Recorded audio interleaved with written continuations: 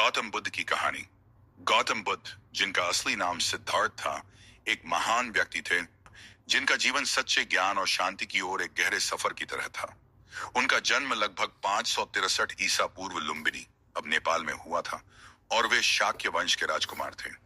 उनका जीवन एक सामान्य राजकुमार से एक योगी और फिर बुद्ध बनने की कहानी आज भी हमारे दिलों में गूंजती है। प्रारंभिक जीवन। सिद्धार्थ का जन्म एक शाही परिवार में हुआ था, जहां हर सुख सुविधा का ध्यान रखा गया था। राजा शुद्धोधन ने उनकी खुशियों के लिए कोई कमी नहीं छोड़ी थी। उन्हें बाहरी दुनिया से पूरी तरह से दूर रखा गया था।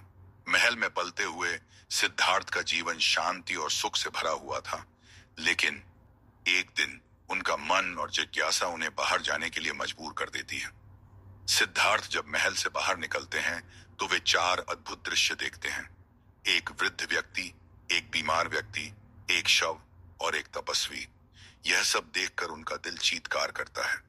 उन्होंने महसूस किया कि यह जीवन केवल सुख से नहीं भरा है, इसमें दुहक भी है, और दुहक से मुक्ति की तलाश भी जरूरी है। तपस्वी जीवन। सिद्धार्थ ने सोचा, अगर मैं दुहक और उसकी जड़ों को समझना चाहता हूं तो मुझे इस भव्य महल को छोड़कर अपनी आंतरिक यात्रा शुरू करनी होगी।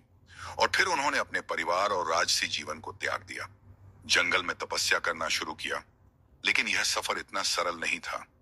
उन्होंने कठिन तपस्वी जीवन अपनाया, कई वर्षों तक कठिन साधना की, लेकिन सत्य की खोज में कहीं कुछ कमी महसूस हो रही थी। फिर एक दिन उन्हें यह एहसास हुआ, यह मार्ग ठीक नहीं है, मुझे किसी साधारण तरीके से सत्य की तलाश करनी होगी। इस एहसास के साथ उन्होंने जीवन को और सरल बना लिया और ध्यान की गहराई में उतरने का फैसला किया। बोधि वृक्ष के नीचे। सिद्धार्थ ने बोधगया में बोधि वृक्ष के नीचे ध्यान लगाकर बैठने का निश्चय किया। वे पूरी तरह से समर्पित हो गए और किसी भी स्थिति में उठने का नाम नहीं लिया। जब तक मुझे सत्य की प्राप्ति नहीं हो जाती, मैं यहां से नहीं हिलूंगा। यह उनका दृढ़ निश्चय था। कई रातों तक वे ध्यान में डूबे रहे और एक दिन जब वे पूरी तरह से शांत हुए, तब उन्हें आत्मज्ञान की प्राप्ति हुई।